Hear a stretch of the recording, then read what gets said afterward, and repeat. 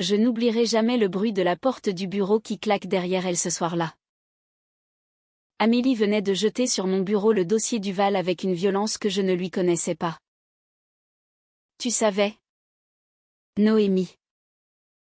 Tu savais tout depuis le début et tu m'as laissé plaider comme une idiote devant le tribunal. Sa voix tremblait. Pas de colère, mais d'une douleur si vive qu'elle en devenait tranchante. Je restais figé derrière mon bureau en acajou du cabinet Bernstein et Associés, rue de Rivoli. Dehors, la pluie d'octobre martelait les vitres anciennes. J'avais 34 ans. Une réputation sans faille de pénaliste redouté. Et en cet instant précis, je me sentais plus nue que jamais. Parce qu'elle avait raison. J'avais su.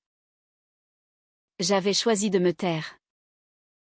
Tout avait commencé 2 ans plus tôt, lors d'un dîner organisé par le barreau de Paris pour célébrer la victoire dans l'affaire Moreau. Amélie venait d'intégrer le cabinet comme associée junior. 32 ans. Brillante. Sortie major de l'ENA avant de se réorienter vers le droit pénal. Elle avait ce sourire timide qui contrastait avec l'assurance de ses plaidoiries.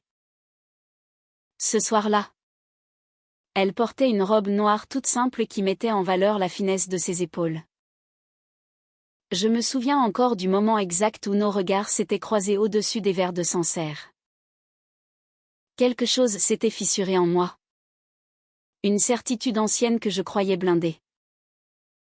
Nous avions passé la nuit à parler. Pas de flirt ostentatoire?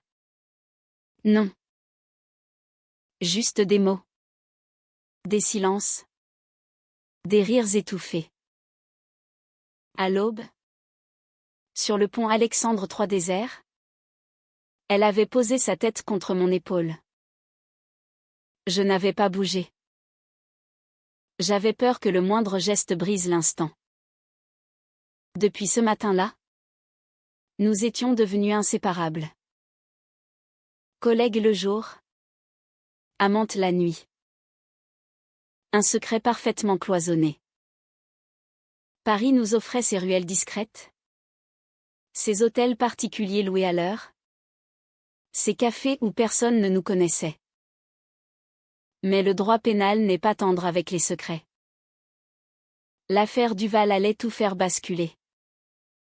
François Duval, PDG d'une grande entreprise pharmaceutique, était accusé d'avoir couvert des essais cliniques illégaux en Afrique ayant causé la mort de plusieurs enfants.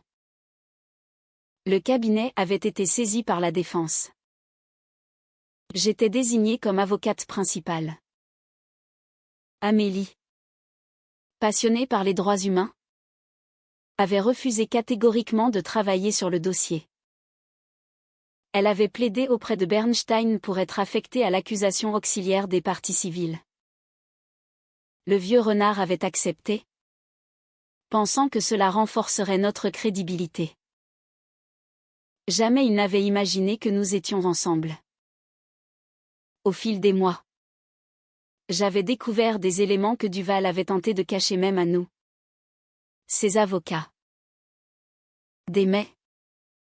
Des rapports internes. Des preuves accablantes. J'aurais dû les transmettre au parquet. Au lieu de cela, je les avais enfouis dans un coffre. Par loyauté envers le client? Non. Par peur.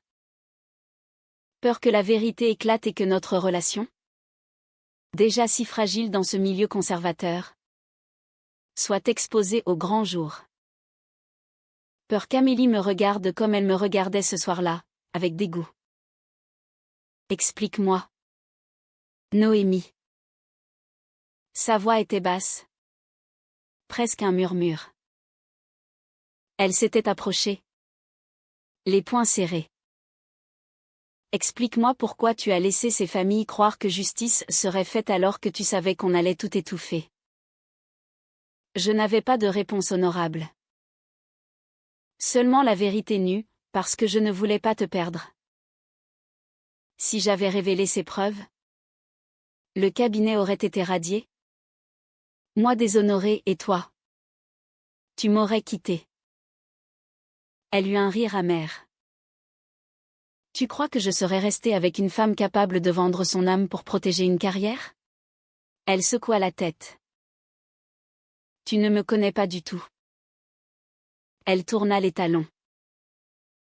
La porte claqua une seconde fois.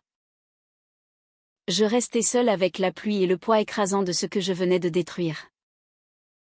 Les semaines qui suivirent furent un enfer silencieux. Amélie avait demandé à être transférée dans un autre cabinet.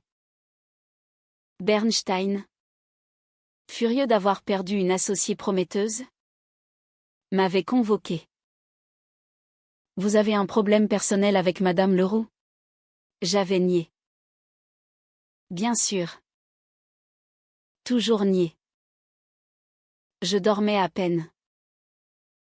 Mon appartement de l'île Saint-Louis, autrefois si chaleureux avec ses livres empilés et ses bouquets qu'Amélie ramenait du marché, était devenu une prison. Chaque recoin me renvoyait son absence. Le piano quart-de-queue où elle jouait du Debussy les dimanches matins. La cuisine où nous préparions des tartes tatin en riant de nos maladresses. Le lit où nous nous endormions enlacés après avoir discuté jusqu'au lever du jour. Je tentais de la joindre. Message. Appel. Lettre déposée sous sa nouvelle porte. Boulevard Saint-Germain. Rien. Elle avait érigé un mur plus solide que ceux de la conciergerie. Un soir de novembre, je la croisai par hasard au palais de justice. Elle plaidait pour les parties civiles dans une autre affaire. Je l'observai de loin dans le couloir des pas perdus. Elle avait maigri. Ses traits étaient plus durs, mais toujours aussi beaux. Quand nos regards se croisèrent enfin, elle détourna les yeux. Ce fut comme un coup de poignard. Je pris alors une décision désespérée. J'allais tout révéler. Les preuves contre Duval. Ma faute.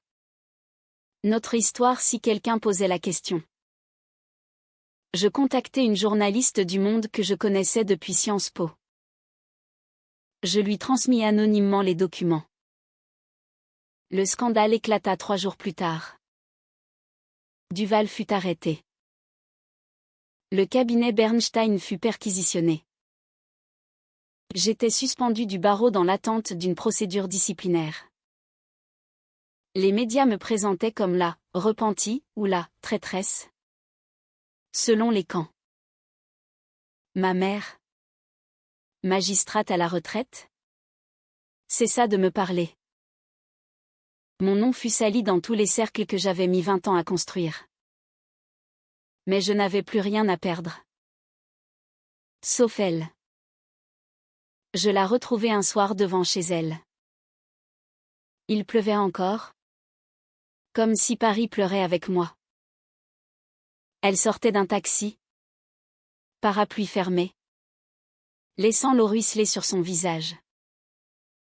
Amélie, ma voix se brisa. Elle s'arrêta net. Tu as tout détruit. Noémie. Le cabinet. Ta carrière. La confiance que j'avais en toi.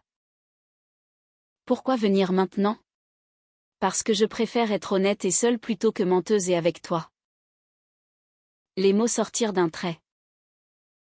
Je t'aime. Je t'ai toujours aimé plus que tout le reste. J'ai eu tort de croire que je pouvais protéger notre amour en mentant. Elle me regarda longuement. Ses yeux bleus étaient indéchiffrables. Tu crois qu'un grand geste efface tout? Tu as laissé des familles attendre justice pendant des mois. Je sais. Et je paierai. Mais je ne pouvais plus vivre avec ce mensonge entre nous. Elle secoua la tête. Monta les marches de son immeuble. La porte se referma. Je restai sous la pluie jusqu'à ce que les lumières de son appartement s'éteignent. L'hiver s'installa. Glacial. Ma procédure disciplinaire devant le Conseil de l'ordre approchait. J'avais engagé un vieil ami, Maître Valois, pour me défendre. Il me répétait, « Tu joues ta carrière sur un coup de poker moral. » Noémie. Je passais mes journées à préparer ma défense, mais surtout à rédiger des lettres qu'Amélie ne lisait jamais. Je lui racontais mon enfance à Lyon, la rigidité de mon père général, la solitude d'avoir grandi en cachant mes attirances. Je lui expliquais comment j'avais bâti ma carapace de froideur professionnelle pour ne jamais être vulnérable. Je lui avouais que l'aimer avait été la première fois où j'avais baissé la garde. Un matin de janvier, je reçus un courrier recommandé.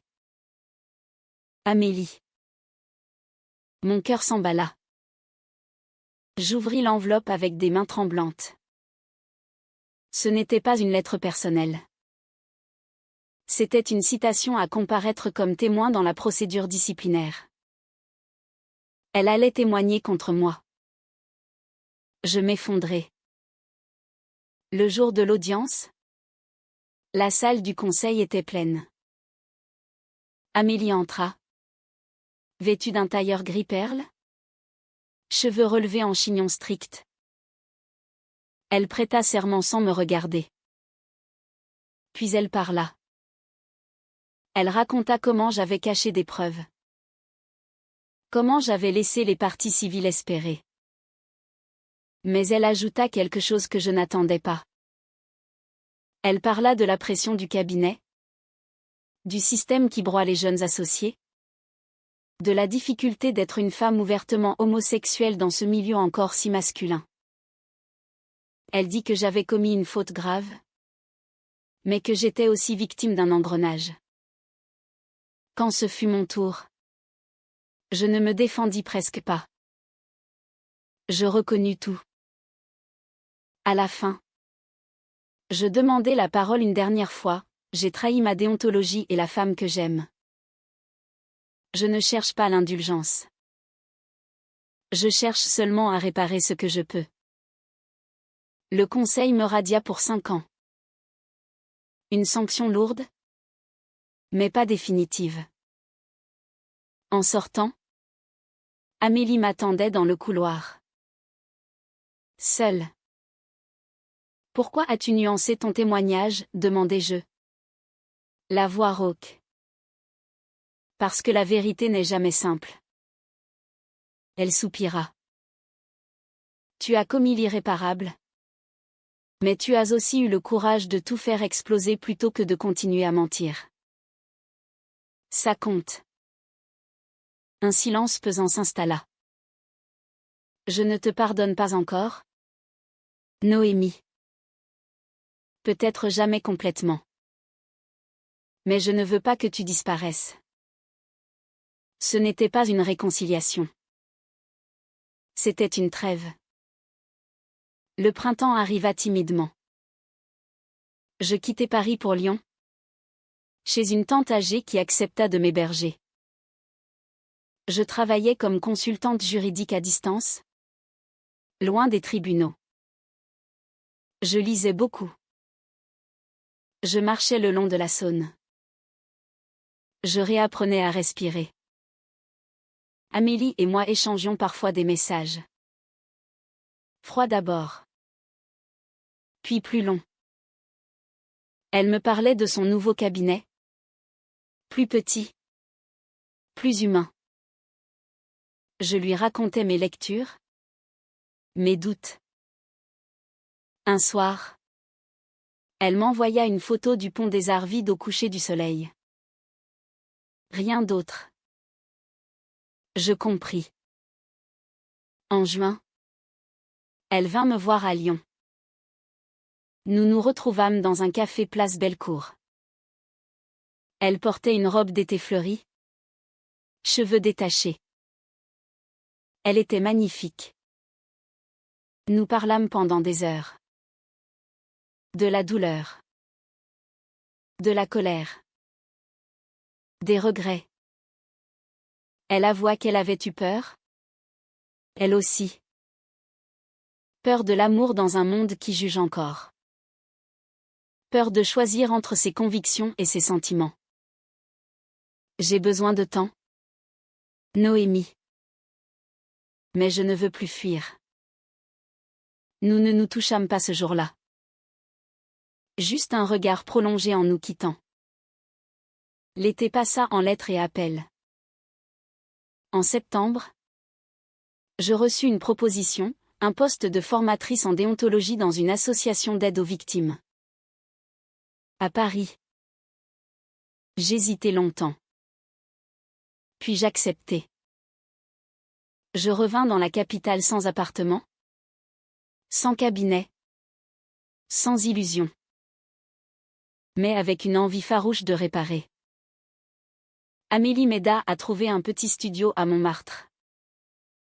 Nous recommençâmes doucement. Des promenades. Des dîners. Des silences moins lourds. Un soir d'octobre. 2 ans presque jour pour jour après la dispute fatale.